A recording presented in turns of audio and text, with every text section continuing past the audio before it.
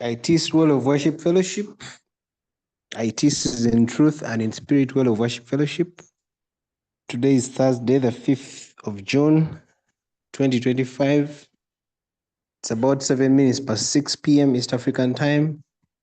Welcome to our Zoom fellowship or Zoom catch-up, as we call it on Thursdays. We call it the Weekly Katchup because we normally get a topic, a social topic, and then discuss it from various angles. Yeah, in what we call the Weekly Catch-up. So if you'd like to join us on any Thursday, please feel free. The link is the same. The meeting guide is the same. Feel free to join in. If you want to suggest a topic as well, you're free. Feel free to suggest a topic. Or if you have a presentation you want to make to us, we're also happy to entertain anybody to make a presentation about any topic, as long as the saints here are edified. Of course, they'll ask you some questions, but that's okay. Yeah, so today being Thursday, we're going to discuss. There's something I've noticed, especially on Twitter. I'm not so much on TikTok, but Twitter especially is where I spend a lot of my time. Every time politicians, especially those in the ruling government, that is NRM if you're in Uganda here, every time they either get sick or they lose a spouse or a child or even die themselves, there's normally a celebration. Okay, people are normally jubilate and they say, you oppressors, you have made us see days, it's your turn now. When they hear that one of the ministers is sick, for example, people will prepare their tweets beforehand. This has happened so many times. I could mention very many cases, but I think the most famous one is General Eli Tumwine. A few years ago when he passed away, there was literally a celebration, okay?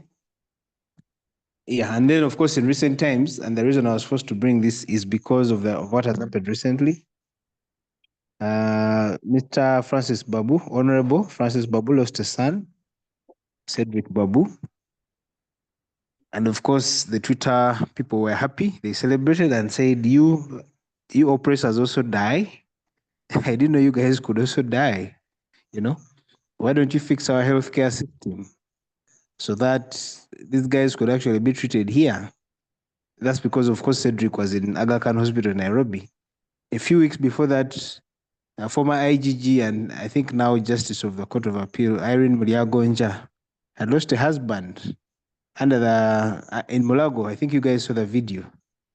And she basically said her experience in Mulago was the worst she had ever seen.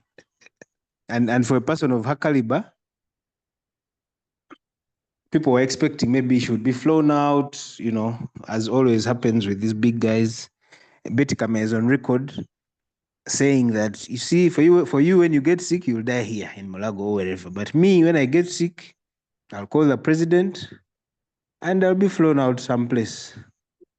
Of course, some have gotten better, some have not gotten better, and so on and so forth. So we are here to discuss this phenomenon or this trend of celebrating people's death. In African society, it was never heard of to celebrate a death except if you're a night dancer.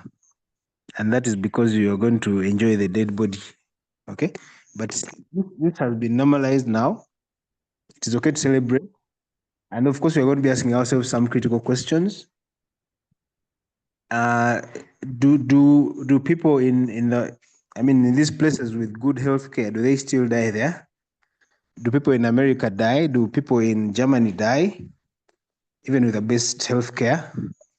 In the case of Cedric Babu, at least I was told his case, even if it had been in America, it was highly likely he was still going to die. So is it a case of just not having medical facilities, or is it a case of people dying anyway?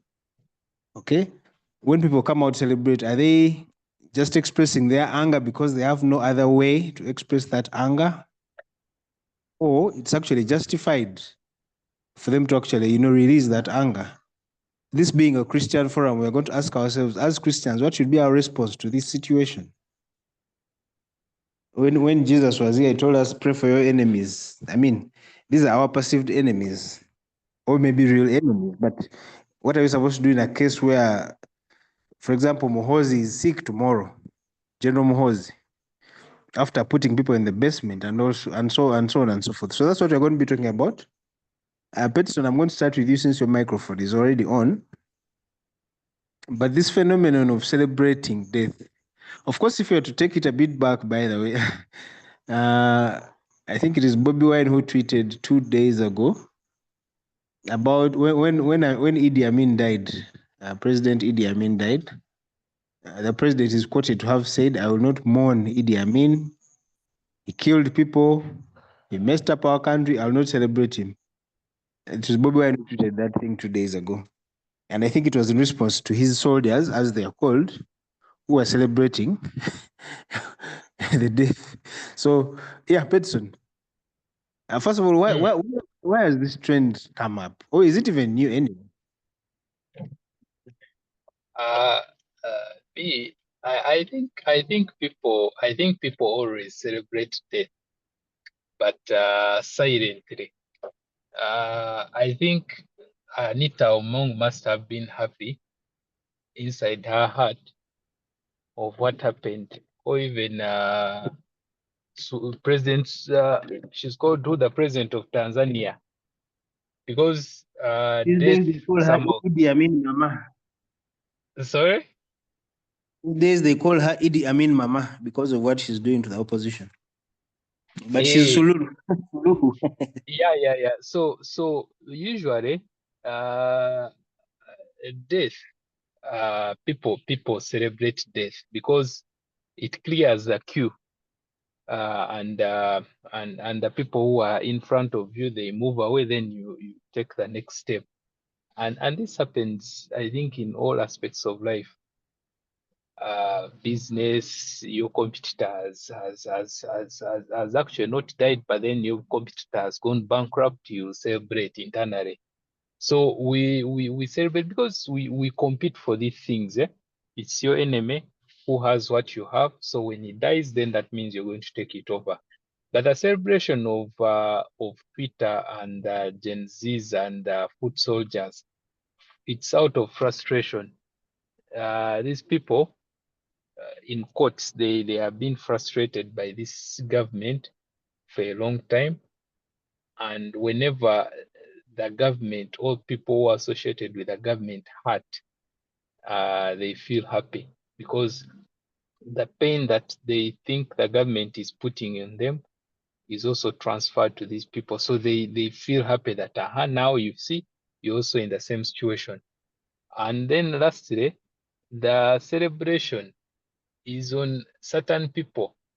I think not everyone is being celebrated. It depends on how provocative or how active you've been, because the other people that have died, and people have actually been sympathizing with them. For example, Rajiv, who also died just before Cedric. Most of the tweets that I was seeing, people were sympathizing, but most of the people know that the father and the wealth of the Ruparelia family somehow has been connected to the government in power right now.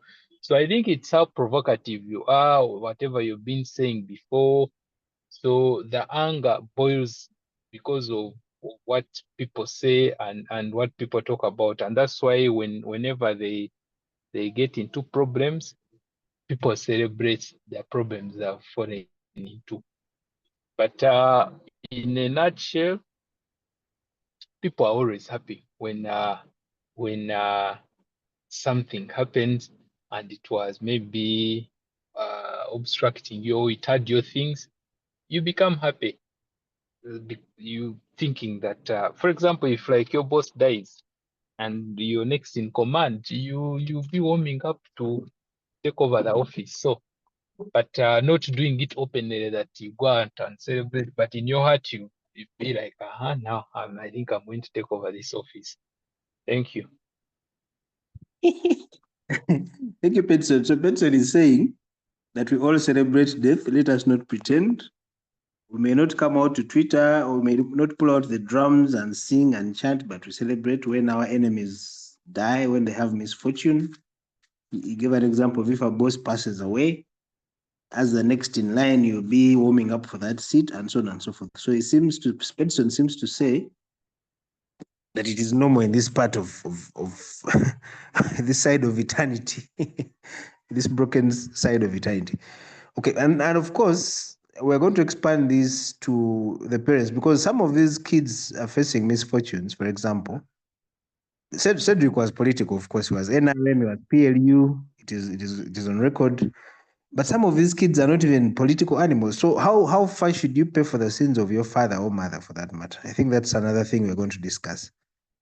Like if I just happen to be a son of, let me say, Trump, let me even take it to America. If I'm a son of Trump, I'm not a politician, I'm not a government bureaucrat, I'm just living my life. And then because of my father's sins or misdemeanors, you celebrate me. Is that fair? Is that how it should be? And then, of course, the other thing was, what we were surprised by was the fundraising of the vice chairman of PLU in Central, fundraising 1.5 billion shillings for a heart replacement. Again, people maybe expected that they would just raid the government coffers like they normally do and pull out that money. Anyway, I think what we are going to establish at the end of that is, because this is a Christian forum, ultimately, like I said, what is supposed to be our response in such times? Okay. True Tangazo, can you speak on this phenomenon of celebrating death or misfortune of our Yes. Good oppressors? evening. Good evening, everyone. Yes, my name is Raymond Bukenya. I know that I'm using the ministry account, so it reads as True Tangazo. Good to be here. I'm always unavailable on Thursdays because of my engagements, but I'm happy to be here today. Yes, before we give a response on how we should respond or should not respond, I think Peterson kicked us off well by trying to have a perspective. Where is this coming from? You did mention appropriately that it sounds un-African, like Africans wouldn't be doing that, which is almost it's true, but also not true. And I think what Peterson pointed out was the fact that people won't do it publicly, but inside they will be feeling. And I think the English word has German origin, Schadenfreude. They will be feeling. There will be a moment of a Schadenfreude of aha, oh, tio. And it's a feeling we get whether, for example, in the past football season in the Premier League, when Man City was losing here and everywhere, there was a feeling from a Man United fan who won't be winning anything per se, but at least namwe mufiridwa, you're not winning. It's not African, it's not American, it's not Chinese, it's innate, it is human to just have a feeling of what when the person who displeases you or who has brought you pain also experiences certain pain. In fact, if you're a Bible reader and you go through the Psalms, you're going to meet a lot of that where there is the psalmist is praying what people call imprecatory prayers. Let them fall into their own snares or traps. Let them experience pain because they have caused me pain. Talking about enemies. So the psalmist is very honest to say that one is my enemy. So we are looking at a situation of people have branded themselves as enemies, even though not necessarily publicly. So when someone celebrates another's death, that is what you should perceive. We've got to a place where we are enemies. I worked in Karamoja 7 years, and those people should be proud of me because I hardly talk about something and I don't talk about them. I have many examples from there. So, for example, for them, even in the way they build their huts, if you ever visit, they build them in view of enemies. They are aware of somebody called an enemy. The raiders, the cattle rustlers, the people who are not their people are normally known as enemies. Even within the Karimojong, they have the Mateniko, the Dudot, the Pianchekwi, the Bokoras. And so they see themselves, the Tepoth, the Tepeth, they see themselves as enemies who come for each other's cows. And therefore, they dig a hole. Their huts are not as our houses where you enter, as you open the door, the threshold, that is the level of the house. No, no, no. As you open the door, when you look at the entrance of the hut, the floor of the hut is several feet down, like 2 or at least 1 foot down. So that if I lay down and I'm sleeping, if you shoot a bullet or an arrow, you can't shoot me. You should never be able to get me. So if you're hiding in our houses and you're kneeling down, you're likely to be shot, because any surface, any level at which someone shoots, especially down, they should be able to get you, whatever the case is. The windows are very high, so that if someone is hiding in the wall, you should be very hard to get them. The idea is that they're aware of enemies. So the language of enemies is common in Karamoja. So when an enemy dies, it's celebration. An enemy dies, it is celebration, it is relief. It is it is a Schadenfreude. So what we are seeing is not Gen Z's. It is not weird. That it is not foreign to Africans. It is normal to humanity. We feel it. Should Christians be feeling it? Christians remain human, but Christians are called to love their enemies, like you said earlier. Christians are called to pray for their enemies. So that's where the struggle is, that Christians who are humans undergoing sanctifications also have those moments where, when they look back to 2020, when they look back to 2007, those were, was it 9? Those of you who are here, the Kayunga moment. People who have been in this country and have seen bloodshed and have seen things said and have seen terrible things will inevitably feel that moment. Their humanness returns a little later when they have also celebrated. Like I was telling my wife that it was difficult for people who saw Tumwine die join in mourning immediately, because we were here when he uttered those things. The police has the right to shoot you, even to kill you. We were here when Tumwine called those people hooligans, yet the graves of their graves were fresh and their relatives were mourning. It is difficult to join immediately. When the humanness returns, then people can say, okay, kala wadde muntu naffe kale katumusaasire, but immediately, the immediate feeling, and you can't blame them, because then you are undermining the pain that they felt, or even the pain from which they are saying that. The pain they felt when they lost, and the pain that they are kindly relieving. So celebration of loss is a relieving of personal pain and grief, an expression. It's not joy, it's not celebration of another's death. It is an expression of personal felt pain. And I'm not trying to justify here. I'm trying to say, before we even think about what should we not do, what should we do, we need to understand, when we do it ourselves, when others do it, like I began from football, zenange mani bagikuba yiyi gwe babuuze era tubadde leero tuli mu kwetwala nga twerangira ku zittiire, tubanga abatalina balokole, when we are talking about when we are expressing our feelings towards each other's team, and the struggles that, so it expands, it goes into other areas of life. Do I celebrate other people's deaths? I don't think I go to that extent. I'm not someone who wishes anybody to die.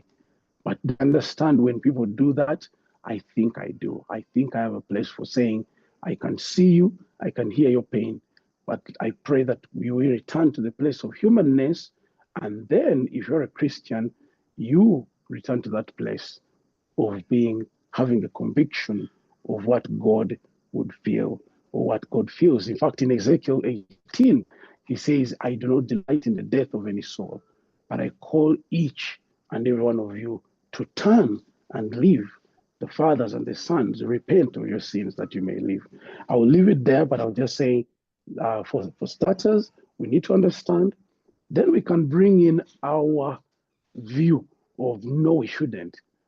I don't know how you think it would be easy to tell somebody, no, you shouldn't celebrate other people's death when that person knows that the person who died actually caused death. The Karimojong celebrate a UPDF soldier's death because they know in the process of the disarmament, they killed their loved ones. This is a UPDF soldier who was on duty trying to bring peace in that region, and for the disarmament was a process of bringing bringing neutrality. No one has guns, therefore there will be a sense of peace. But this soldier, to do it, killed a relative, and they know it. This person killed a relative. When a UPDF soldier is taken down, especially by a Karimojong warrior, you listen on the ground, you'll hear those guys celebrate. Why? You're one of those. This is not the one who killed your relative, but you're one of those who was involved in taking down one of our relatives. So it's innate, it is human. While we may regard it as wrong, and indeed it is, but we must understand where it comes from. Thank you. Thank you. Before we can judge it. All right. Thank you. Then we can come back later and discuss theology. Yeah, sure. We will definitely. Yeah. So the first two speakers confirm that enemies are with us. We cannot pretend. When our enemies, real or perceived, get problems, we have to celebrate either silently or publicly. And he has given us very many examples from Karamoja, UPDF versus the Warriors. So sometimes this enmity can actually be by association or by proxy. You don't have to have been the one to do this, to have done whatever. Absolutely. Absolutely. Yeah. But because you're associated or you're close to a certain person who did it, then that anger or whatever it is extended to you. Like we've seen in the case of, like we've said, the politicians, relatives, sons, daughters, and so on and so forth. The other interesting, Isaiah, can you talk? The other interesting thing is when Jesus tells us to pray for our enemies, it seems like he's saying the enemies are here, just pray for them. It's not like you will not have enemies. Is that what he's saying, Isaiah? You start from there before you go into the other issues. Yeah, first of all, many people we call our enemies and those who call us their enemies do not understand who an enemy is. Someone who does injustice to me, is that very hard to define? No, that's not true. That's not the definition of an enemy. Tell us. Yeah, because married people here will testify that your spouse does quite a number of things that are actually injustice to you, but that does not qualify them as your enemy. We know of what our parents have done to us and what we've done to our parents, and they have not qualified as our enemies. So an enemy is not someone who does bad things to you, for that matter, even intentionally. Human. Yes. So okay, we are following. We are following. Yeah. So that's not an enemy, at least even from the standpoint of Jesus Christ. And I think that is the reason as to why he says that pray for your enemies, because he knew that our definition of enemy is wrong. For instance, Jesus has no moral authority to tell us. Did you hear that? Jesus has no moral authority. Jesus has no moral authority to tell us. Jesus has no moral authority to tell us to pray for our enemies, unless if he's praying for Satan himself. But was he praying for Satan himself? Absolutely not. But the reason that's why he told us to pray for our enemies is because he knew that we do not understand who an enemy is, and the people we call enemies are not actually enemies. They are not. They are just people that we have got misunderstandings with, and they are people who have done bad things to us. Just because someone did a bad thing to you does not qualify them as an enemy. It doesn't. So who is an enemy? An enemy is a person to whom you have irreconcilable differences and on serious matters and issues. An enemy is the person that you differ even in identity. in identity, in mission, in interest, and in principles. And I can assure you people, the people you call your enemies are those who have taken your land. Or even for that matter, those who have killed your loved ones. Those are enemies. Yes, how can someone take my land and kill my family and you say they are not my enemies? No, they have just done bad things. You can reconcile because there are many people who have taken property from others and they have reconciled. For instance, if someone takes your land and they can bring it back to you, then enmity stops, right? Not sure. Yes. Not sure about that. That's why Amin is not Amin is not an enemy. Is that what you're saying? I mean, Or was he an enemy the former president. of Uganda? No, he's not an enemy. He's not. Kansubire kuno tekuli bambega. Yeah, he's not. He's not an enemy. So our definitions and understandings of who an enemy is wrong. And that is why Jesus told us, pray for your enemies, because he knew why we hate those we hate and why we call so and so an enemy. So it is important for you people, you especially Christians, not everyone, to understand that you should take longer categorizing another human being as an enemy. These are just fallen sinners who are doing bad things to you, and they don't know what they're doing. It's for that reason that Jesus prayed that, Father, forgive them because they do not know what they are doing. He didn't look at them as his enemies because he knew the actual enemy. The actual enemy is Satan himself.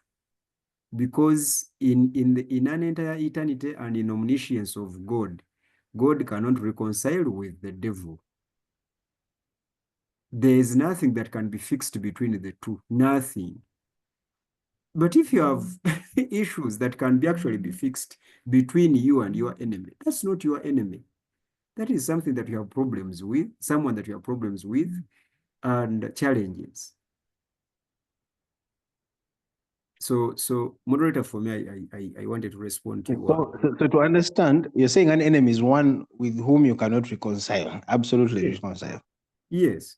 And as far as humans are concerned, there's no one like that. Because There we've is no one seen, like for example, people in the genocide, the Yeah. Hutus and Tutsis reconcile, we've seen. Yes. Well. Yes, and I saw a Tusi woman who, and I know actually, it was not so. I know a Tusi woman who actually raised the Hutu children and the Hutu children who killed her own children in the genocide, and she raised them. They are now mature men. And these are the guys who killed her own children. That testimony is just there in the neighborhood in Rwanda. Okay. So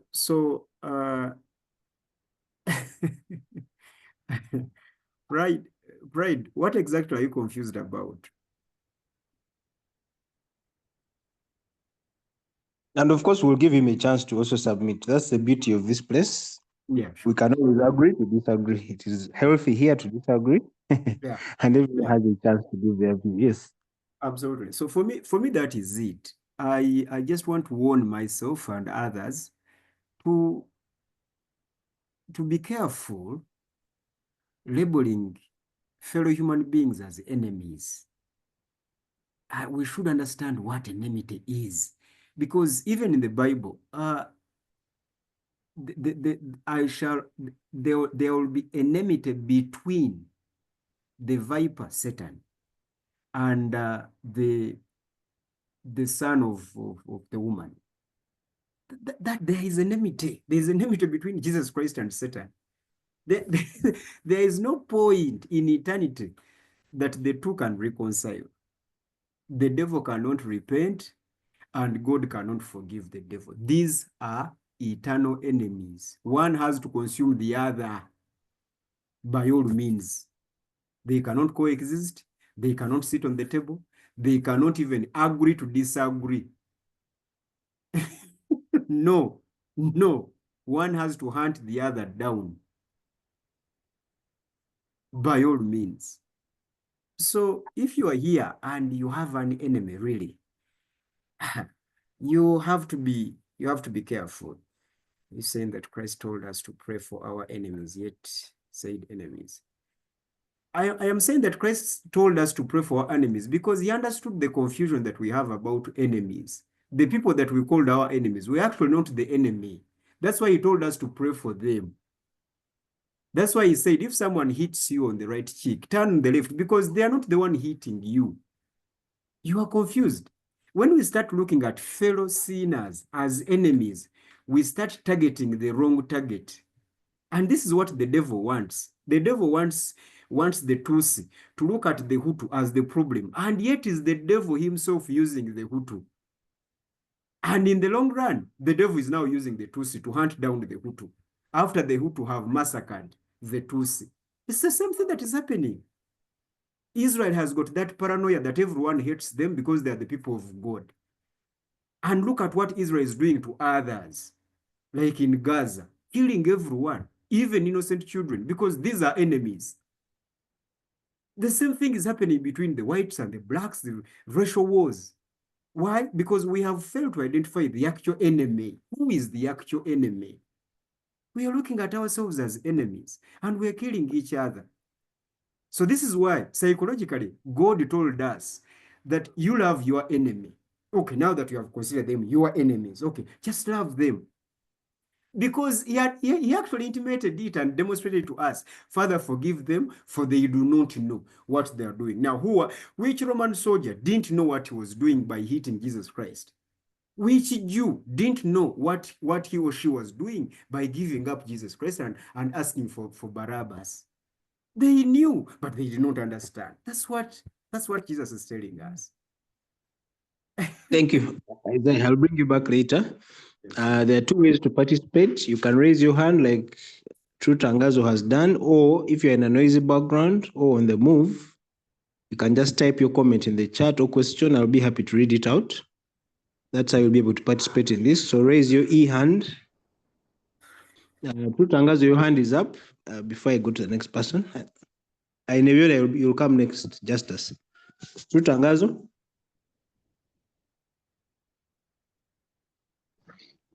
I think I hear my brother. Thank you very much.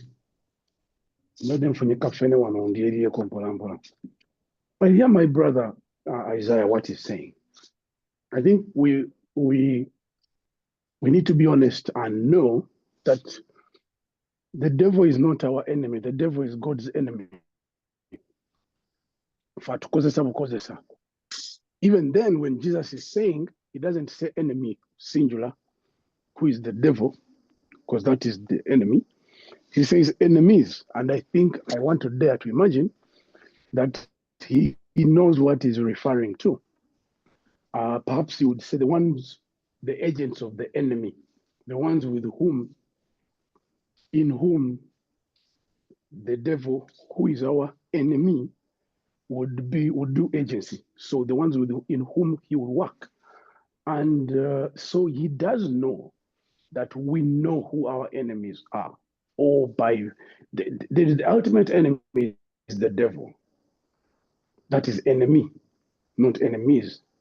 But there is these enemies whom he asks us to pray for and to bless. And because that's the nature of life, and I began by saying innately, we have it in us as human beings. One, because we are fallen. And so that response is a fallen response. That activity of a Schadenfreude, of celebrating another's loss, is a fallen response. And that's where we operate from as we undergo sanctification. Even a pastor. I remember when Bishaka died, Shozi, their pastors, having seen his misleadings, who said they will not mourn him.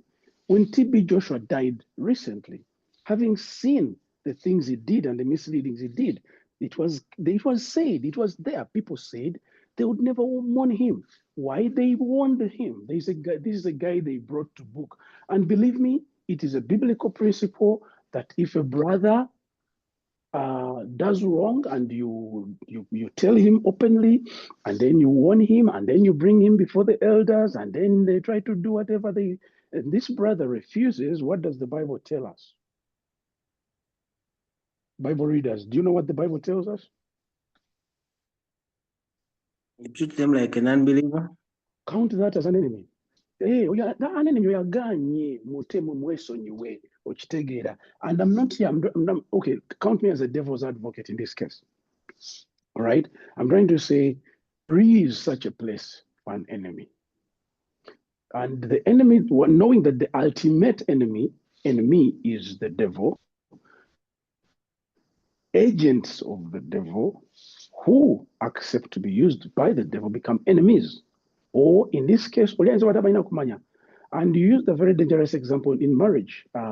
This is not an enemy. That wouldn't, while we may have a wrong attitude towards them, because again, we are fallen and treat your spouse as though they're the enemy or an enemy. Of course, we know that your spouse is not an enemy. You married someone you love. But the thing is that there is a different situation. By the way, into their spouses. Currently in Uganda, we are dealing with a case of murder.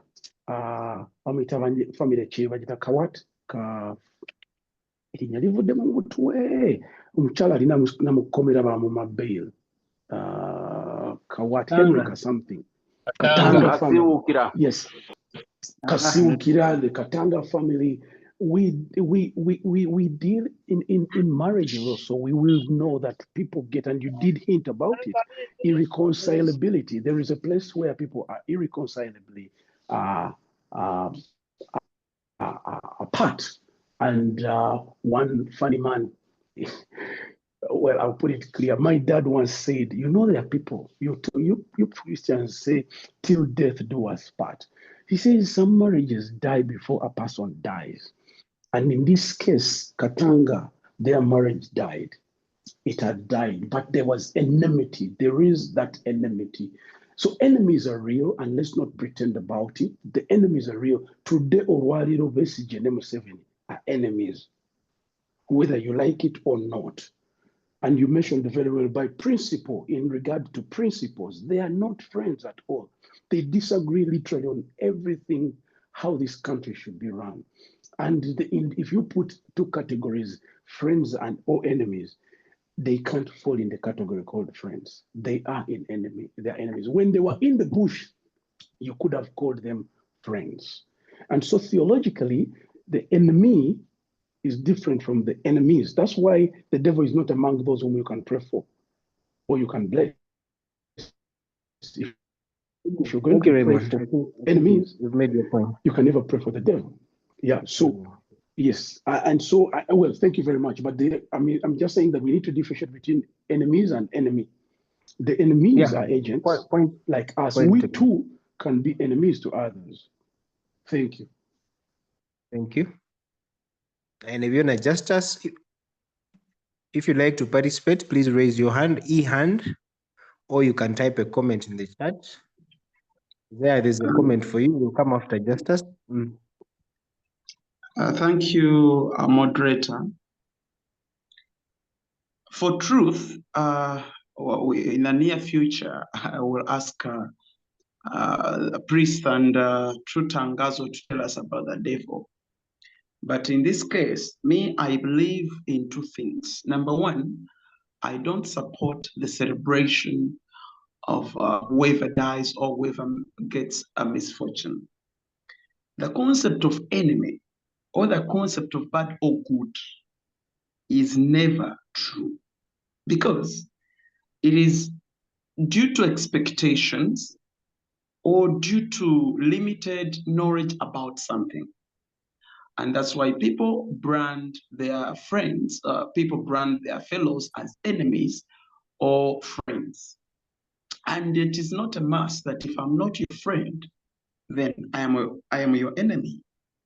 If you look at, for example, if you want a loan from me, and all the time you call me to save you with money, and I don't have money, or I don't meet your expectation, literally your brain with time will brand me as your enemy, someone who does not want to support you. even when I was unable. So the reason why these people celebrate the death of politicians and maybe people who are connected to politics, not only people who are connected to politics, but also people who are rich, is because they have different expectations through them, and maybe at times they did not meet them. And maybe what I talk about knowledge, I'll draw another example from the late General L. Tumwine. Now, the late General L. Tumwine, when he died, I saw most of the people celebrate here and there because of the statements he made here and there that, you know, the police has a right to shoot you and whatever and whatever. But indeed, if you go back to the communication situation of the late General L. Tumwine, you really understand that these people did not really have knowledge on what he was talking about. And therefore, they're branding him enemy or they're branding him bad because of, of their level of knowledge and their different expectations. Therefore, none of us then is perfect. And we have expectations that we have not fulfilled at any point. Maybe our knowledge and exposure and our experience is about some things are low or high. That's why we take things that don't fit our side and people who do them, we take them as enemies. But to end my submission, I think it is morally not right because we must understand what death is. Someone brought an example that if maybe a manager and you're the next in line, then someone dies, you internally celebrate. No, it does not call for you to celebrate internally. Yes, you celebrate the opportunity that has come, but you don't celebrate the misfortune that has befallen you, your manager. I think there are two different things. Celebrating the opportunity and celebrating the misfortune. Thank you. Thank you, Justice. Priest Mutabazi, Isaiah, you opened this can of worms. I want to bring you back to respond to True Tangazo, who differentiates between the enemy and enemies, as he said. And there's also a comment from Buyondo Peter in the chat. He says David had real tangible human enemies that were after his life, and the Bible uses that language. Even authors, the famous, or is it infamous, imprecatory psalms targeting these. For more context, they were also enemies of God, Israel, and stood in the position of the king. Ultimately, our enemies are those who are against God or his agenda. As for personal enemies, we are commanded to love them. Isaiah, respond to the three submissions. I don't know whether I will remember all the details of the three submissions, but the point is Enemy and enemy. Let's talk about that. No. Unless if Reverend Raymond is going to tell us that in the New Testament there is a particular term for enemy, singular, and a different term for Hebrew and Greek, at least for the original text, for enemies. It's the same thing. It's the same thing. For instance, in the New Testament, the Greek is exethros, and when it is plural, it is exethrus, enemies, which I really agree. However, let not this audience miss my principal argument. Who is an enemy? An enemy is the agent you cannot reconcile with. And this is what we need to teach our people. Because this is how people label each other. And they turn this into a permanent state. There is no one in that permanent state against you. They are all under the influence of the actual enemy, who is the devil. This is how a Christian should look at people, especially those who do wrong to them.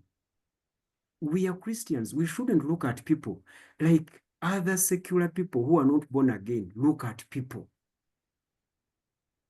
This is what Jesus was trying to teach us. For instance, when he told the Jews that pray for your enemies, he was actually referring to those who do not worship the same God, number one.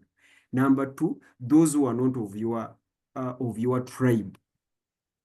Because to all of those, to the Jews, were enemies. The same thing is happening today in our religions. Muslims look at those who are not Muslims as enemies. Catholics look at those who are not Catholics as enemies. No, they are not. They are not in a permanent state. They might not believe you are God, but tomorrow they will believe in. A case in example is yourself. You didn't start with this God. So that is my point that I want you to understand. Talk about Besigye and Museveni as well. This is another example that was given. What is the problem between Besigye and Museveni? They don't agree fundamentally on how to run this country. That is the only thing. Besigye doesn't have any personal issue with Museveni.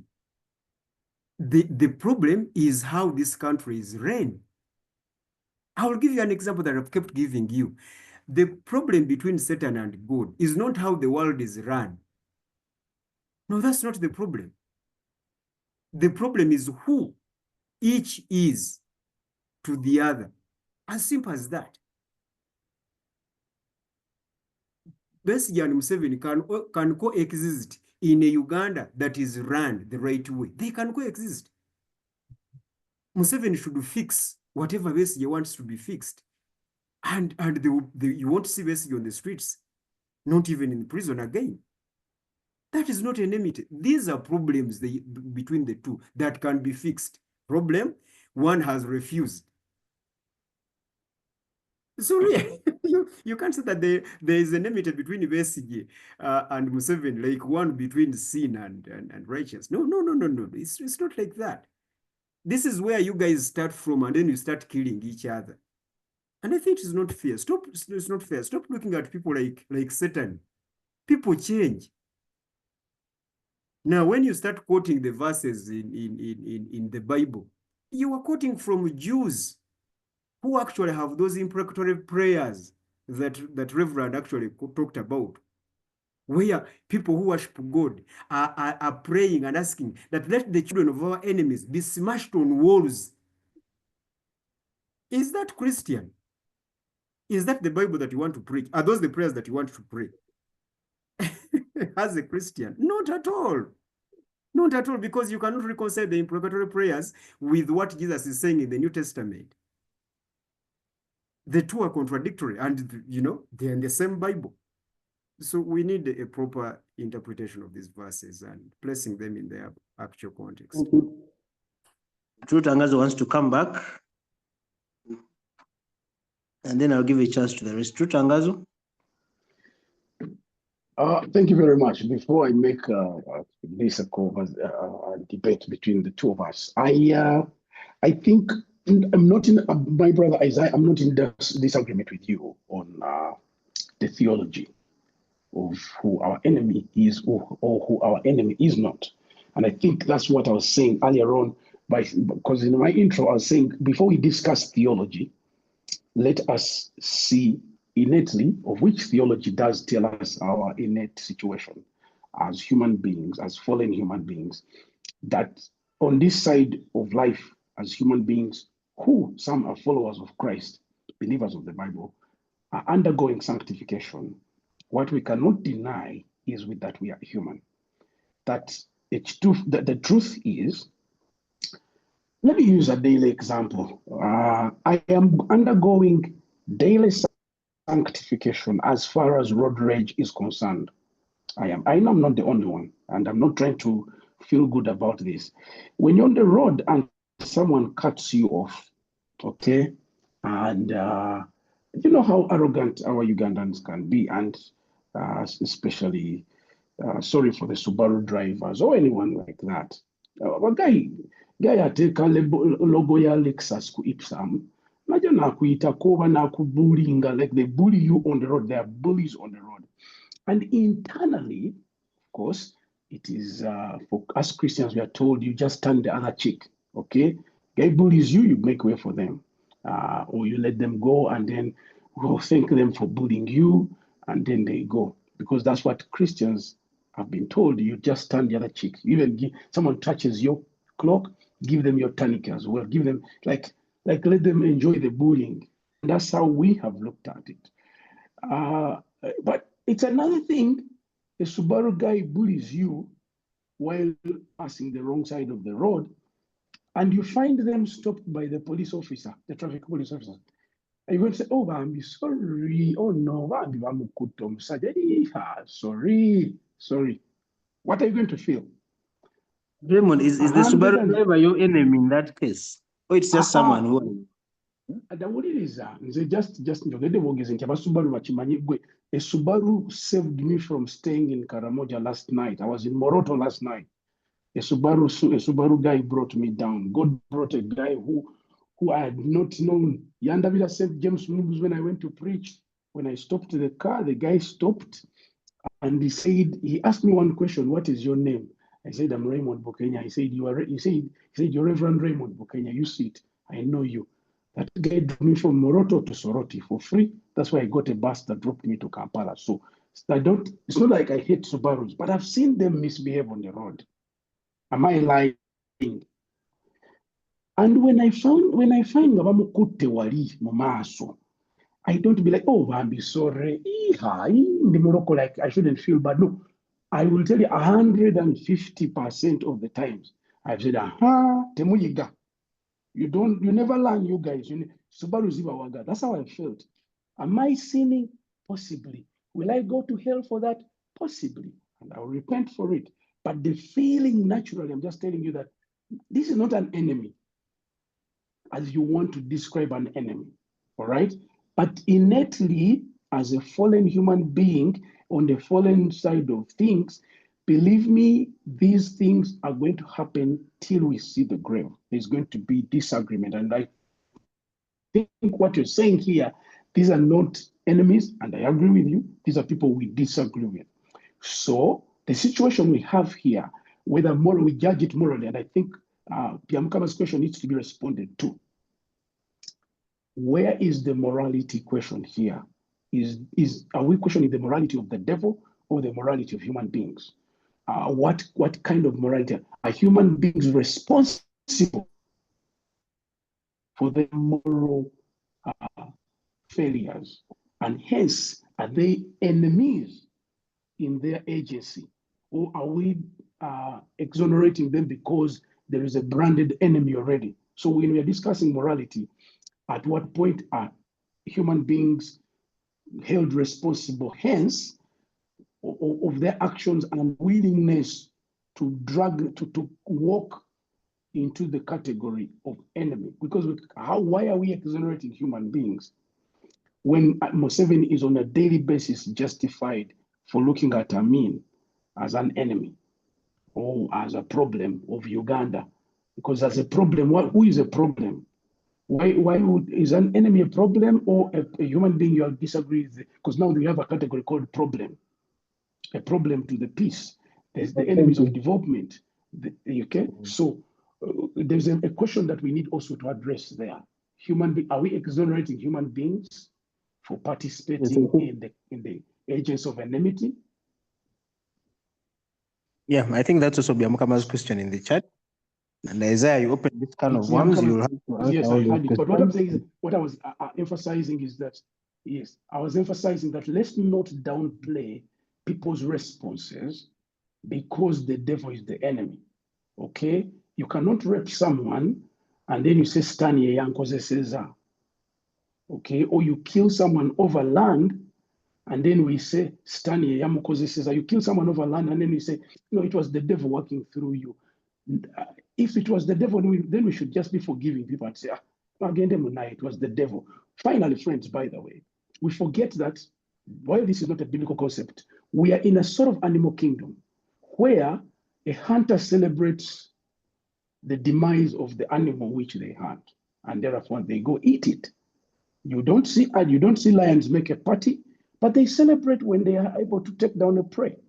So in the survival for the fittest, in the jungle where we are surviving, while others are dying, even plants, they won't celebrate. Maybe they do when a human being dies and contributes to manure. Hence, the death of that which is deemed as an enemy or a problem to another survival is inevitably going to be celebrated by nature or the benefiting side of nature. All right? That's what I would say. Thank you, Raymond. Thank you, Raymond. Okay, we've done 1 hour so far. This is In Truth and in Spirit Well of Worship Fellowship. This is what we call the iTiS Weekly Katchup. Weekly Katchup is basically a social discussion we have around an issue happening either in Uganda, East Africa, or globally. Today we are discussing the issue of celebrating the death of especially politicians in the ruling party or ruling class. Okay, either the politicians themselves or their sons and daughters and relatives. We're trying to understand, where is this coming from? Is it anger that is built up? Is it because there's no other outlet for this anger, so people go to social media and other places to celebrate? Or it's just plain old bad manners, that people are ill-mannered, that's why they celebrate. Previously, many African cultures would call these night dancers. People celebrate death and dance on graves, okay? So we're trying to understand. So far, we've had a couple of speakers. The issue of enemy and enemies seems to be contentious. Isaiah says, and of course he will speak for himself, he says, enemies are not enemies. If you have to define someone as an enemy, it has to be a permanent state. It's got to be irreconcilable, like you see between God and Satan. So that those are permanent enemies. There's no chance of reconciliation even in eternity. Okay. On the other hand, on earth here, he says the people who've branded our enemies are people who've simply had misunderstandings with. They hurt us, true, but you should not look at them as enemies, because there's always room for reconciliation. That's Isaiah's point. On the other hand, some speakers are saying, through Tangazo and others, that where's the human responsibility for hurting others? Are we always going to blame Satan? I mean, we can absolve ourselves of responsibility. I remember one of the famous Paul Kafero songs. He says in Uganda, where did the devil find you when he was tempting you? Okay, so that's the discussion we're having. Welcome aboard, those who've just joined us. If you'd like to participate, raise your hand. Like I already see 3 people with their hands up. So I'm going to go with Ariong Tom. I'll go to Biondo Peter, and then Mwana Yesu, who I think is Dr. Mukwana. So Ariong, please. Yes, Chair. I will not discuss enemy and enemies, because I have no ability to discuss that. But in Africa here, it is a foreign thing for people to celebrate death of any other person. It is a foreign thing. We were not nurtured that way. But it looks like the people who rule over us are insensitive to our pain. And the only thing we are left with is to wish and pray for them to go away and release the grip of death and release that agony that is visited on us by their tyranny. I don't think people really celebrate death. No. My take is that if you have a neighbor, if you have a ruler, if you have a mighty person over you who is standing on your neck and pressing you down that you cannot breathe, if he is distracted and he releases momentarily the grip on you, you begin to breathe.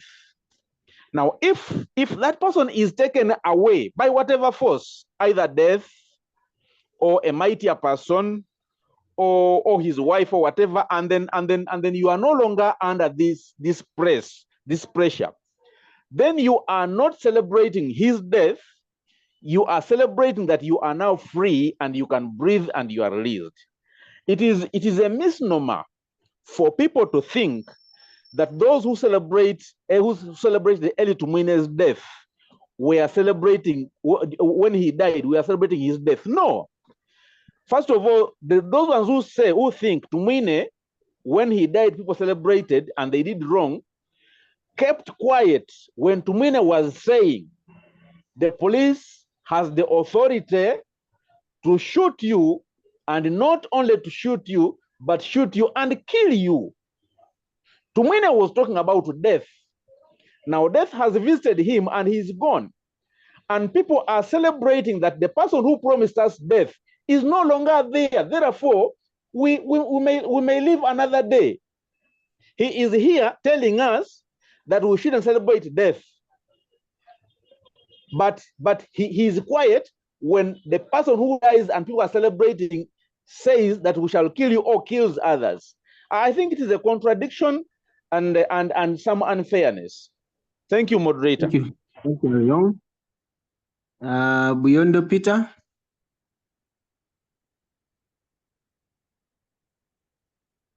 Beyond Peter Luanga, your hand is up. Please unmute and speak. And as you come, I see the comments in the chat room.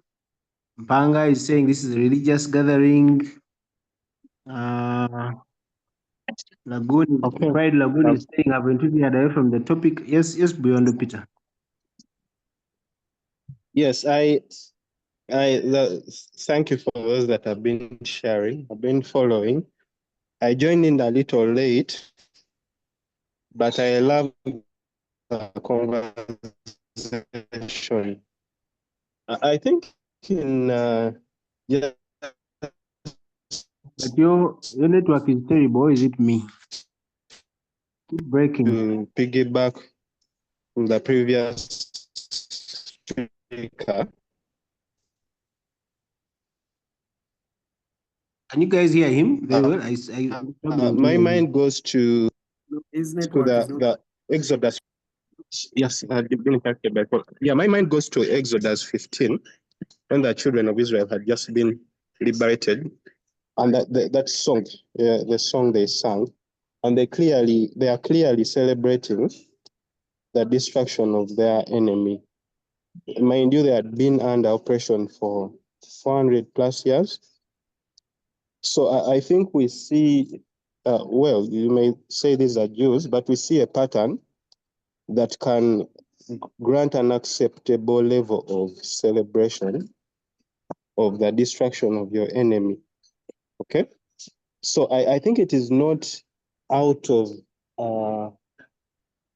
totally out of reach that you can celebrate in such a godly way, an acceptable way.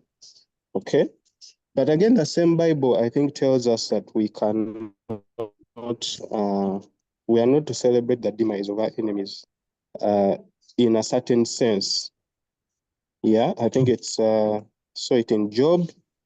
I rejoiced at the misfortune of my enemy, or gloated over the trouble that came to them. I have not allowed my mouth to sin by asking for their life in a curse. Okay, that is Job. But Proverbs has it that do not gloat when your enemy falls or stumbles. Do not let your heart rejoice. So there is a balance in, first of all, the Bible assumes that we are human. We have enemies.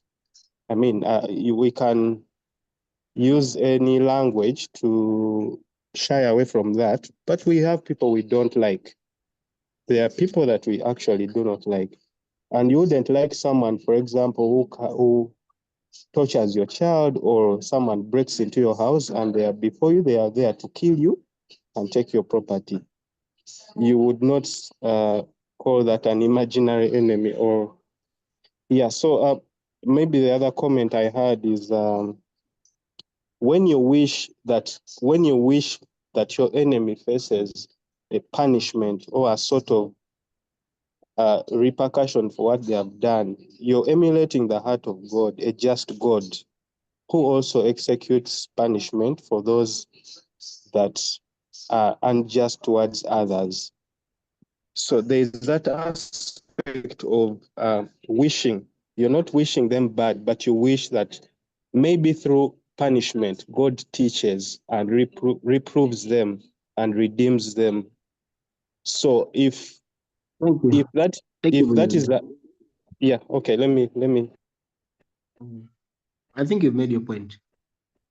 You've made your point. Thank you very much. Let me go to Dr. Mukwana, then I'll go back to Isaiah, who's speaking for Ruckus. Dr. Mukwana. Thank you, Chair. Chair, I'm sorry for joining in late. It was Peter's friend, Dr. Kent, who was here, and when I said that, Peter will understand. Chair, I first of all would like to state that I disagree with the previous 3 speakers that I found speaking, specifically in relation to what is happening in Uganda.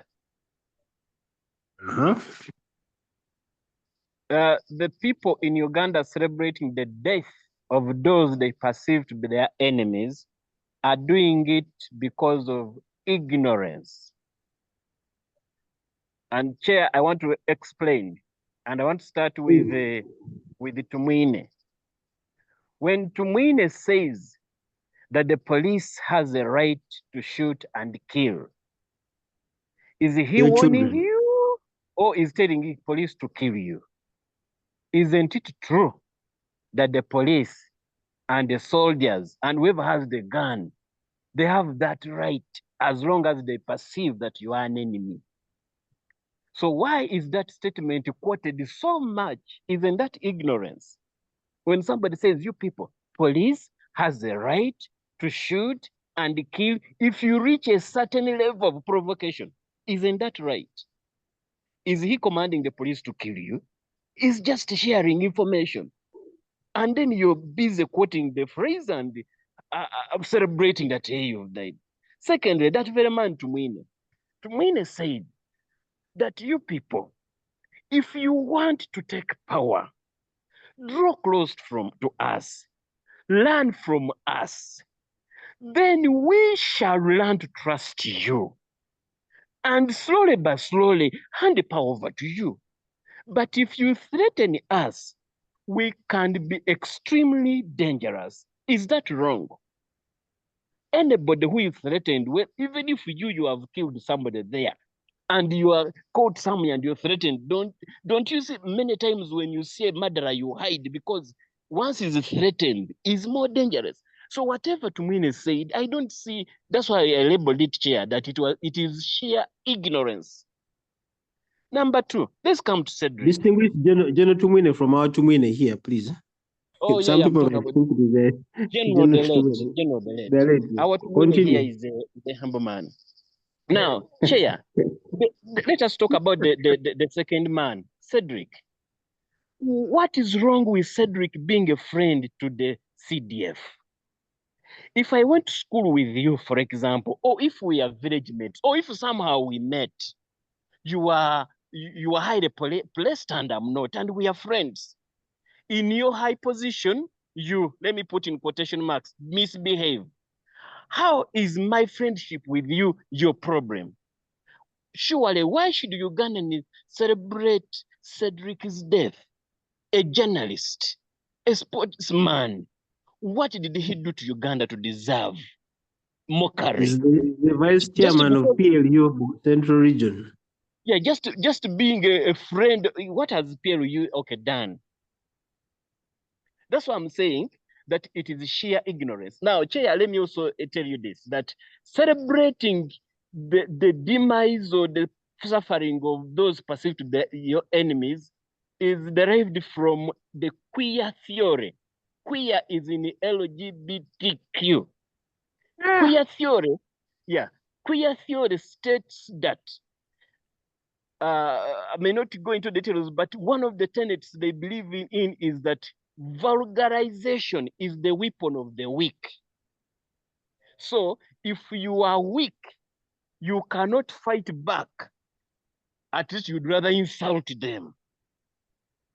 And that's what our sister, Dr. Stella Nyanzi, studied. And it was not here in Africa, it is being brought here so that people will behave queer. That's why when people who are the so-called celebrating the dead are queer, it is queer. But they don't know that queer is in LGBTQ. Chair, I think you've had it with the energy with which I've used to explain this. that it is sheer ignorance for somebody to celebrate the death of people who have never hurt you. I submit. Thank you, Dr. Mukwana. Those were some very strong words, but thank you for your submission. I appreciate it. And let me first go back to Isaiah, who started this whole ruckus. And then, of course, I see the other hands up. I see you, Peter, Servide. I see you, True Tangazo. I'll come back to you. Isaiah first. The good to win, not the other general. Even this two minutes is not good. He was named after the body Tumwine. Yes, and that is true. I was named after the late General Tumwine. And No wonder you sound like him. Go ahead. Yes, because I agree with him in many contexts. But moderator, I have put my message in the chat. There are two kinds of the dead.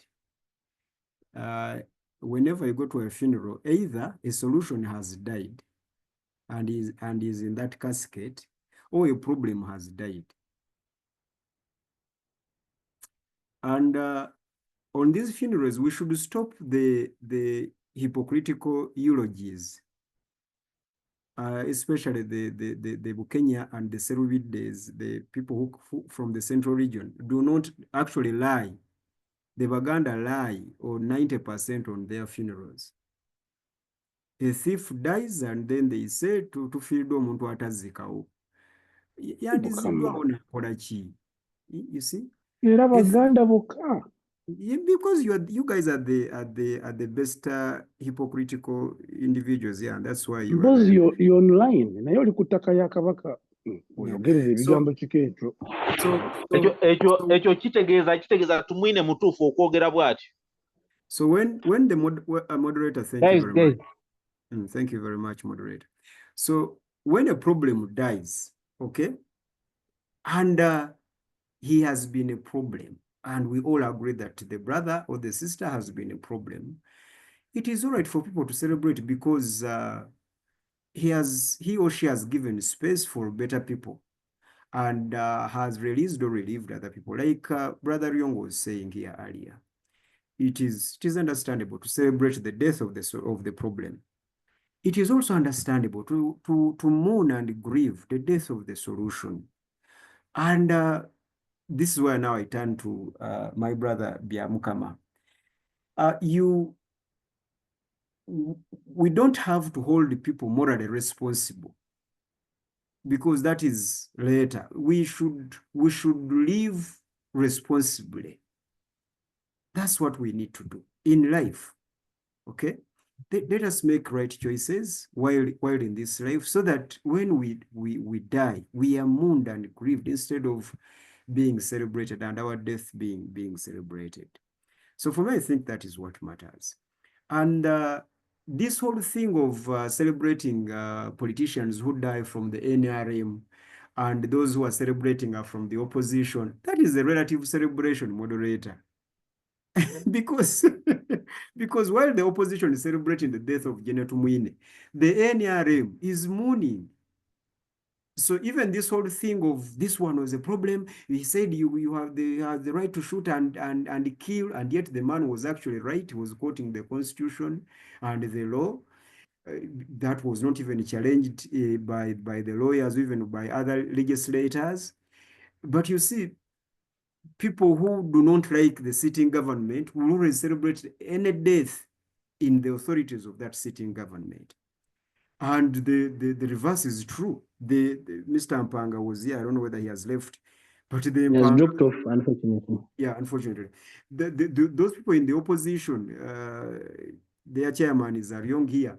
They celebrate anyone who dies in the NRM, and then the NRM people, some NRM people also are happy, like Rutembana told us. They are happy even though they don't express that.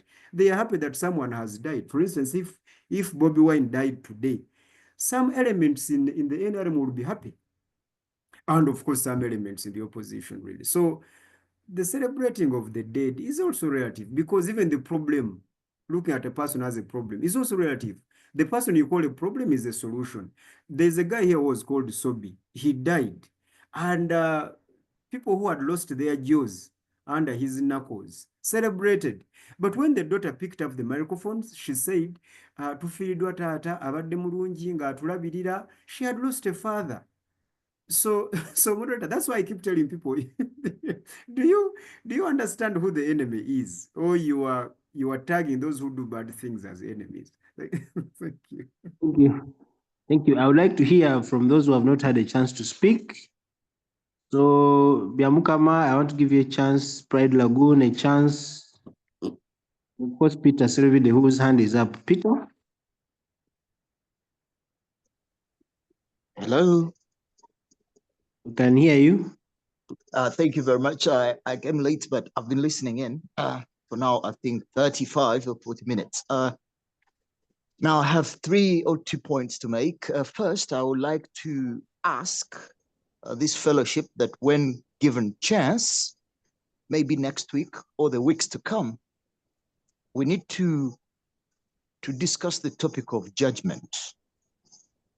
Biamukama and the like, who are very passionate about God's judgment and so on.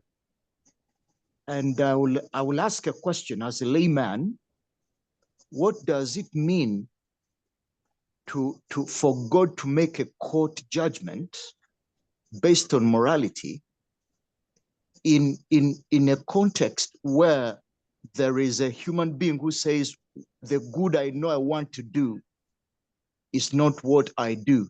Now that the good I know I want to do, I do not do, I know it is not I who does, but sin. I'd like to understand a God who will carry out court judgment based on morality in that context. I would like to understand in this first point. Next time, I'm just giving you the highlights that we shall be glad to be educated about. A God who does moral judgment in a context where Simon Peter, in a certain verse within the same chapter of Matthew, God says, it is my Father in heaven who has said that in you. It is my Father in heaven who has revealed for you to say that I am Christ, the Son of God. And 2 verses or 1 verse after that, the same God turns to the same human being and says, he said, is it? He calls him Satan. The Nyuma Satan. Stand behind me, Satan. Exactly. Now, a God who is God, I will be re-educated by theologians here, Dr. Reverend Mukwana, Reverend Bukenya, theologian Isaiah Tumwine, and theologian Yabakama. We shall need to be re-educated about moral judgments, a God who arraigns people in court. Peter, we shall have a fellowship on that. Just go back to the discussion. Exactly. So I wanted to understand that next time. That is point number 1. So point number 2, because I said 3, is Pastor White's argument. And I think I'm in sync in that argument that enmity is not enmity because of what people do. Because when he defines the enemy's identity, enmity is in identities, not in actions. I think that's the point here. I think he was emphasizing, and I think I've learned that. I learned that a long time ago through these teachings. Okay, so learning to treat people who do us wrong, okay, is a point there, as different from who they are. Now, lastly, I will not talk about Eli Tumwine, the late. I'll talk about, and we have talked about that discourse, but I would like to turn my discourse to another friend of ours here. I don't know whether a friend or an enemy. I don't know whether friendship is the opposite of enmity. I doubt. We have Mohoz Kinerugaba on Twitter, where he says we have Edimutwe in the basement learning Runyankole. He peed in his clothes. Oh, the boys were treating him okay. The boys have treated him well. He peed in his clothes. We've cut off his beard. Now, listen to that talk. Then we have another talk here on this fellowship. So these hypocritical, the Baganda, the Seruvides and the Bukenyas. Okay, now that is the talk. Now, when you hear the talk that the Seruvides and the Bukenyas, that is not mere talk. When you hear say words like the Banyankore, that's not mere talk. And in the context of this discussion, I don't think that's enmity. I think it is identity misdefinitions. the failure to distinguish who people are and what people do. So, for example, if we say the Banyankore, because Muhoozi Kainerugaba has taken a person into basement and saying learning Banyankore, I think like Reverend Mwanawa Yesu has rightly noted, I think it is ignorance looming loud over and above us, that the issue here are not Banyankore. No. And the issue here is not Baganda. Okay. The issue is what people do. Okay. And it is from this fellowship that we have understood also the concept of identity. What people do. So, like previous speakers have said, yes, like previous speakers have said, Pastor White, that people celebrate the death of a problem or the death of a solution. Okay, so people celebrate perception. So when Jesus Christ died, there must have been people who celebrated, and that celebration is a perception. I wonder if Satan died today, Christians would mourn his or her death. So I think for us here to discuss is attitude. Somebody who breaks into your house and attacks your wife or your children, at that point, you're not.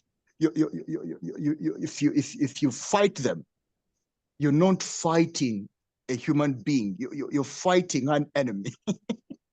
Enmity is not human. Whenever people brand others as human beings, or rather as enemies, they have perceived them no longer as humans, but as problems. Thank you, Peter. Thank you. Biamukama, can you talk? You've been very active in the chat, which is good, but can you say something? Yes, I can. Probably something small. Thank you for the conversation. I can't like being in the background. Why am I getting feedback? I'm also getting feedback. I don't know why. Okay, it stopped. Okay.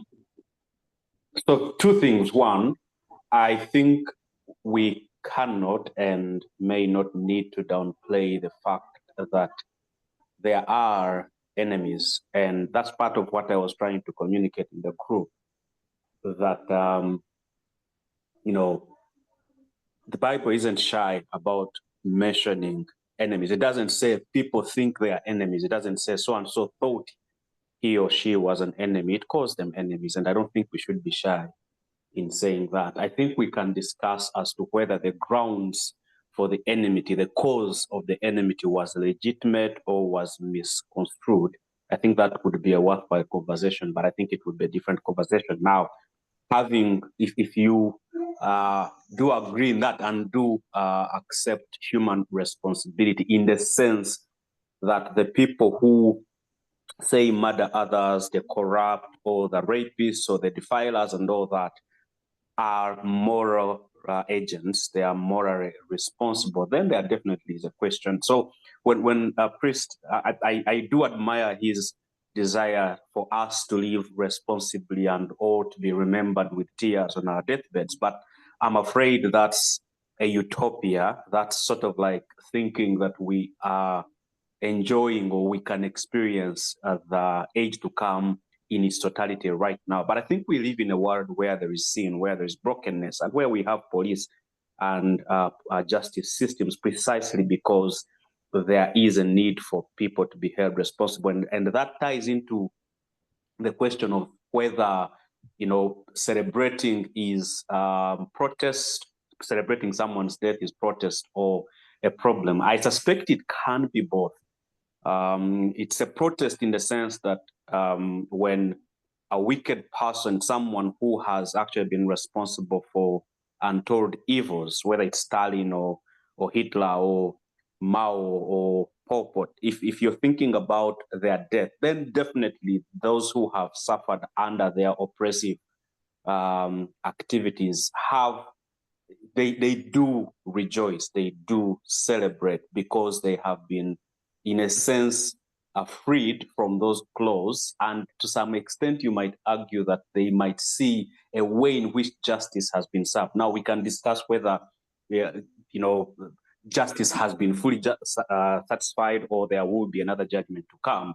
But I think you cannot take away the people's right to acknowledge that someone who has embodied evil in their midst has been removed. And again, it's the aspect of, saying they are just, they are not just being influenced by Satan. That's that point I tried to make, to mention. The fact that they are moral agents is precisely because they have chosen to identify with the evil one, with the enemy of what is good. And by identifying, by choice, not coercively, by choice, by identifying with the evil one, they are actually contrary to what is good. They're on the other side of what is necessary for human flourishing. Now, you could say perhaps on the other end, it's a problem if that's the only thing we have, if we cannot have justice systems that function in such a way that it brings the perpetrators to book and hold them responsible. That's a problem if all that the people in the land have is to celebrate the death of the oppressor or someone who has been an enemy or wrong to them or evil to them. If that's the only expression of their satisfaction that remains, I suspect that society is heading to doom. And so that's where, for me, I think it remains a problem. It's a protest, yes, but it's a problem if that's the only means that does remain. And then we can go to discuss as to whether we should forgive us as Christians, which I think we should. But I think it's a difficult thing for us as fallen humans who live in a fallen world to balance justice and mercy at the same time. That's something that God does, and he does perfectly. But as the current speaker was mentioning, maybe we will need to have another conversation concerning how God does judge justly. Judgment might be a topic of its own. Definitely. That will be for another day. We'll communicate. Thank you. Thank you, Biam. Pride Lagoon, can you speak? You earlier on said we had gone off topic. I wanted you to Pride. Okay. If you can't speak, let me have Inebiona Justice, then True Tangazo. Thank you, moderator. In a society where we have what we call lack of knowledge about some things, and then we have what we call justice and injustice, then it is very hard to say that you have justice or mercy.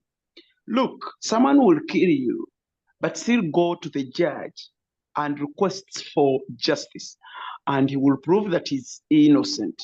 And at the end of the day, if the judge finds him guilty, this man will take the judge as a bad person, as an enemy, and so, and whatever it is. I think this is what Dr. Nicholas called ignorance. in a society where you think one is bad because of your ignorance about something, then you think it remains a problem, not because there are no justice systems, but because people are innocent, ignorant, and maybe they expect different things that the society or the people cannot offer to them. And at the end of the day, that's why we have people celebrating their death. But like I said, or what other people said, I think we should be celebrating the death of the bad to us, not the death of the people. Thank you. Thank you, Justus. True Tangazo.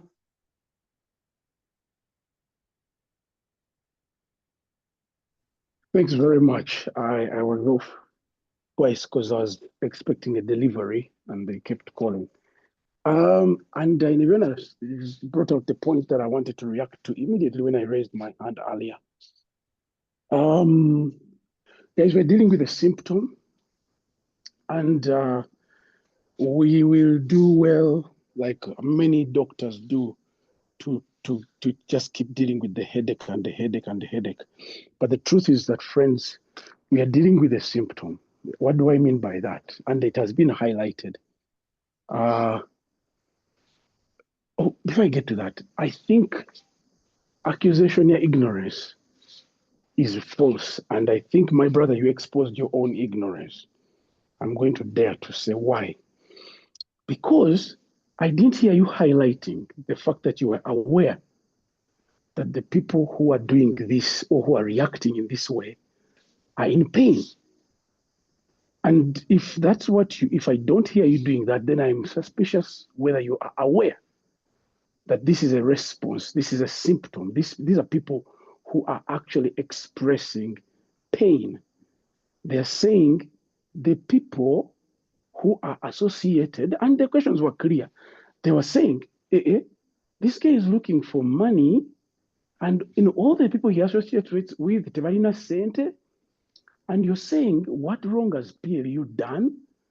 And you're telling me you can accuse anyone of ignorance, and I dare to say, if the leader of PLU can clearly say, and I've had someone raise it, that someone who has been arrested is under his basement learning Uganda, and you're saying that PLU has done nothing, and is that the only one thing? And if I was to name, you cannot accuse people of ignorance, whether it's of the law, when you are actually exposing your own, unless you're choosing, which is then what we all fall guilty of, cherry picking, because this is ignorance that you're expressing. Secondly, in the context of Tumwine's, the police has a right to shoot you, even to kill you. That thing replays in my mind. As a pastor in 2020, I visited a woman who had triplets. That woman is profiled in the BBC documentary about those killings. She was pregnant with triplets at 5 months. She was shot above the diaphragm. I visited her and her husband, and I've written an article on that particular experience. You can open it and read it. The man declared there is no justice in this country. The government lies that it has helped us, but it has not helped us. But sadly enough, the police had no right to shoot that woman.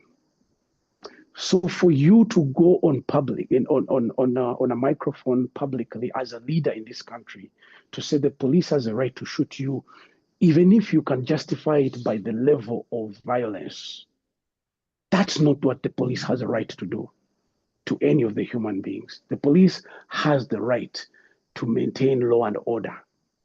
There was no evidence of extreme. The only evidence they showed was a young man who picked up a hammer and tried to hit a police officer. Yes, that was not acceptable. Police is not a preserve of Uganda. Police is across the world. I have lived in England. I've been to the US. I've lived in other places. Police doesn't have a right to shoot you just like that. Ugandan police has a right to shoot. That's given to them by their words and belief. Generals can say that. Okay, but police doesn't. The police has a right and a duty to protect you as well. That is why they will put Besigye under preventive arrest, and they ask them, why have you put him under preventive arrest? Because we are protecting him from any danger that might come by him walking out there in the public. Because the police has a right to make up anything. Police had a right to arrest me and put me behind cells for a night because I was filming something that they were doing, and they told me I was not a journalist. And they put in a case of computer misuse. Police has a right to fabricate charges. Police also has a right to demand money from you in order to set you free for a charge that you've not committed. We cannot just keep giving police rights when they use them to do wrong. So what do I mean? For you to say that there is ignorance, oblivious of your own either intentional or unintentional ignorance of the circumstances in which people do this. People are expressing pain. Let's not take people's pain for granted. Omukazi bamukuba essasi mu diaphragm n'afiira omwana eyasooka immediately ne bagezako savinga obubiri nabwo ne bugaana. By the time she spent a couple of weeks in the hospital, all the others died. The trauma that her and her husband went through, that is just one story. Was she a hooligan? The people we saw dying on the streets, the man who had gone to pick medicine, the young boy that was shot, that the journalists tried to save, the police has a right to shoot. You can't justify that unless we just want to make cases for people we sympathize with. And that's the case you're making. As a human, sympathy comes in the way of justice. And the question here is justice. And I said I'm going to be the devil's advocate here. I'm a Christian. I do not approve. It's not moral. But we have to be very careful. Where are we coming from? Where are the people who are doing this coming from? We don't do that. Everything else we shall just be giving painkillers to people who have a bigger problem. This is a symptom. This is a symptom of a bigger problem. Yes, we are fallen, but there are people who are crying justice. And anything that comes in that form, whether it is worth celebrating or not, people are going to come off and celebrating. And I told you, once they realize they are human and the person who died was human, they will come down and say, no, what do you have issues? Okay, we shouldn't have celebrated. And that comes. But nevertheless, I'm going to dare say, whether we celebrate anyone's death or other, we didn't cause it. So theirs is another issue. We didn't cause any death. And I don't think anyone caused Babu's death. And I didn't celebrate his death. No, I wouldn't dare so.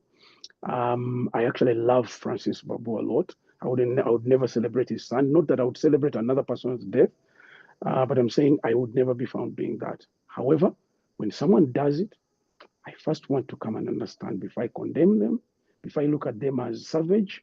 And finally, the idea that Africans don't celebrate anyone's death, friends, look back to history.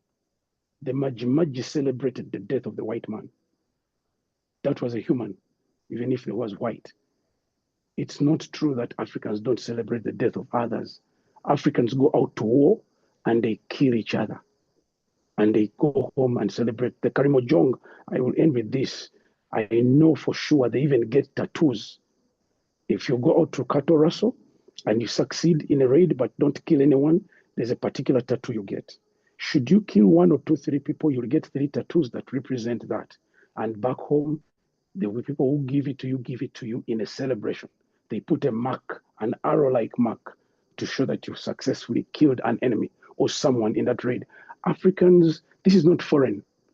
This is innate to human beings. But the discussion we're having is about justice and morality. Thank you, Raymond. Dr. Mukwana, your hand is up. I'm sure he's itching to respond to you as well. Dr. Mukwana. Yeah, thank you, Chair. Chair, we should remove feelings and use logic, because you have allowed my brother to take a lot of time to share his feelings. Let us look at what.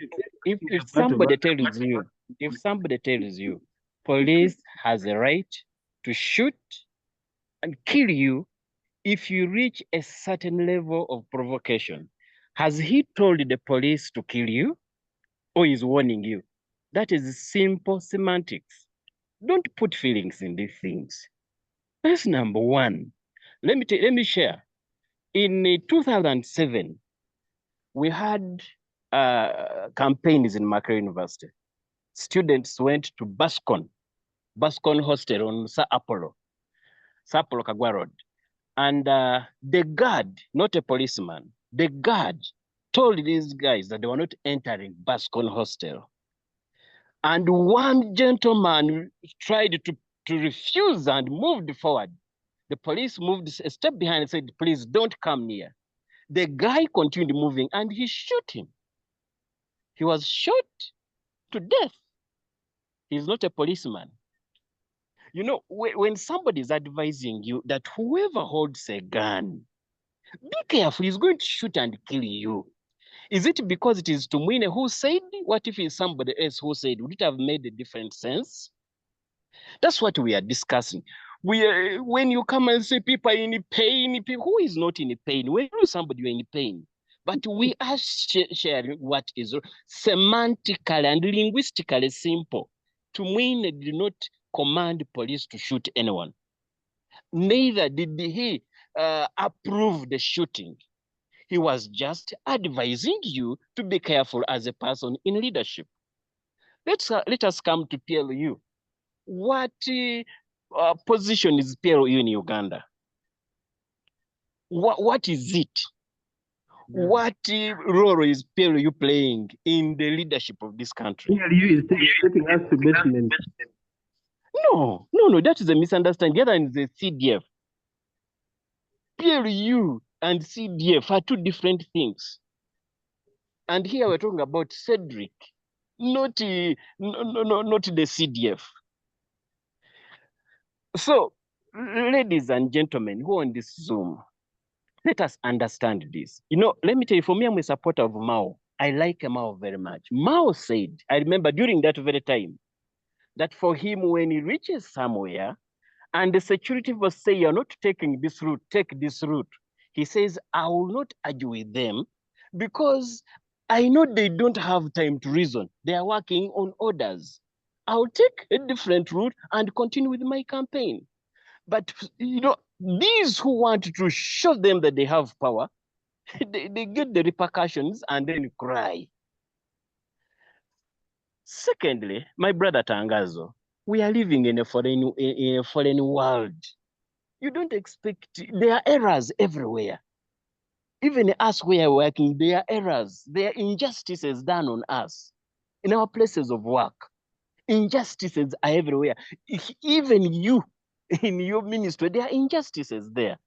We cannot blame everything on government. By the way, I'm not a pro-government person, but I am just trying to say that sometimes we go beyond. Coming to the issue, I wanted to actually, the raising of my hand was to respond to Seruvide. Then this one came in. I wanted to share that Seruvide was the first person to introduce to me the idea of culture mapping. And Seruvide knows very well that Uganda belonged to a high context culture. Then these Tumwines and the rest belong to the low context culture. So the people in high context culture don't speak directly. They feel offended if they speak directly. They will not say you've stepped on me. They will say you almost stepped on me. Because they love to be polite. They love politeness. They love manners. Now, these of Isaiah in their culture, they are low context. They speak directly. A spoon is a spoon. I was told that in Chiga, when a man is vibing a woman, you just say, I want to have sex with you. In Uganda, you cannot say that. In Uganda, you say, ngo nyirira, ngo oli mulungi. You know, you rotate. Because those are cultures. So probably we just need to educate ourselves to understand people's cultures. When people speak in their cultures, because that is the reason which I wanted to say, that the general Tumwines and most of them speak in their culture. They don't have the politeness of the high context cultures like Buganda, Busoga, Bugisu, those who hide the things. They speak according to their cultures. And for us who are now enlightened, should be able to appreciate them. We cannot change them. You know Isaiah on this forum. There is no you can change Isaiah to be polite. He will always be, you just get used to him. He speaks the gospel in his culture. That's how he was born, that's how he was breastfed, that's how he speaks. Otherwise, Chair, I want to say this. Dr. Mukwana, I beg your pardon? Just conclude. We're running out of time. Okay. Yeah, my conclusion is that surely let General A. Tumine rest in peace. The things he was accused of were human, and he did them in a good spirit. My brother Tangazo, don't carry your feelings so much on you for a person who died so many years ago, as if life cannot continue. There are many errors that have been done.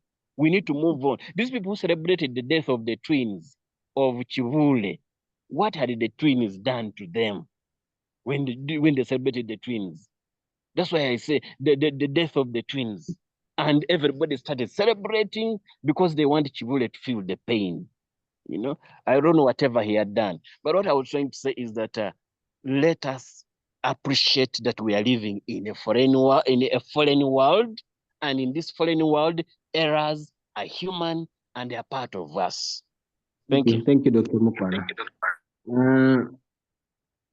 Peter, I see your hand, but I want Isaiah to first come back. This issue of separating people from what they do has been going on in the chat. I hope you guys have been following. Isaiah, let me just read this comment from Biamukama. The Bible calls the wicked that wicked. The corrupt are corrupt. What they do is not something that they were. People's actions are expressions of who they are, which is why they are responsible for those actions. So just quickly respond to that before I bring Peter back. Isaiah? Biamukama, sorry, excuse me. Biamukama is being lazy because he knows very well that even Satan presents himself as an angel of light. At that moment when he presents himself as an angel of light, we know that those actions do not reflect who he is. So we cannot judge people by their actions. That is a lazy judgment. And it is very important because with human experience, we know that acts they speak louder, but they don't speak facts. Always. We know that people are going to pretend and they are going to do and make sure they give you they serve you the acts that you need, and then you will assume that that is who they are. Acts and actions are not representative of who you are. Biamukama says Satan pretends to be an angel of light is an expression of his nature. So it's an outflow of who he is. In other words, he still insists. We are talking about acts because he's now being anachronistic. First of all, he knows that he's Satan who is pretending.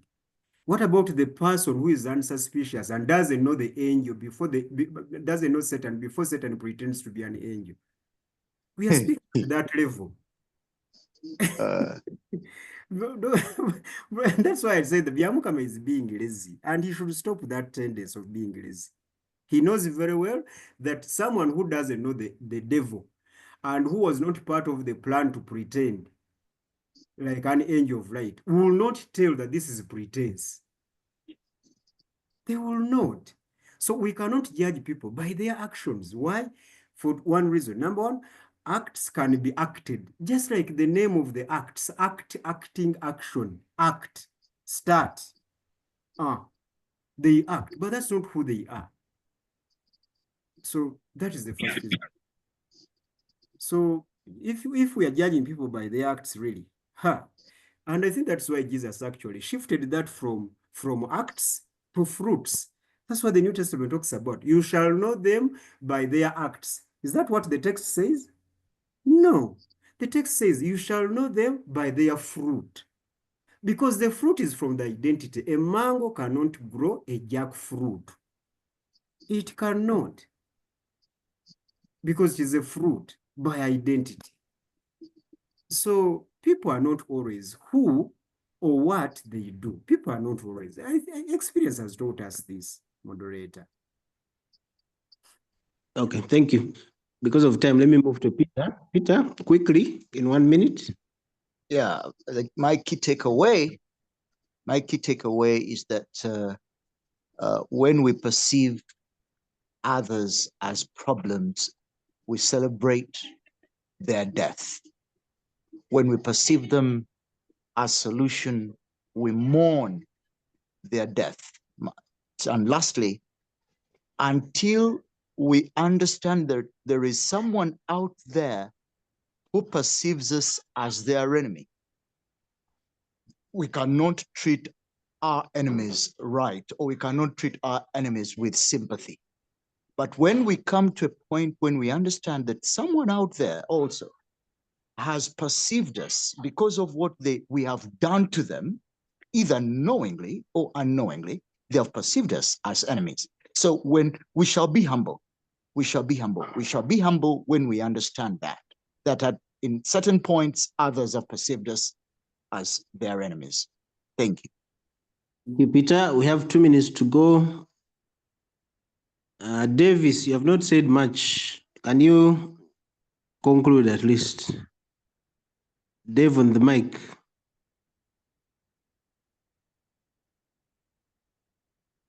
Mr. Jethro, thank you very much. I am happy that I have been a good student today. That is all I can say. Reverend Tangazo, thank you so much. I think I have learned more from your submission. Thank you, sir. All right. Thank you. Thank you, Davis. Davis, you should have come in and told us the psychology side of this. Davis is a psychology major, but he's been quiet while these theologians were. Anyway, that's all right. Thank you very much for joining. We don't have time for today. We've run out of time, but thank you for joining. We'll be back next Thursday with another social discussion. But also on Mondays, we have a Q&A session. That one is purely theological or biblical, if you like. So Mondays, same link, same passcode, 6 to 8 p.m. Feel free to join us. If you have a question you'd like us to discuss, again, we're happy to tackle that. Peter has given us one about judgment. That one will be coming up shortly. Just watch out for the communication. Otherwise, I would like to thank you very much. Thank you all for joining in, and may God bless you.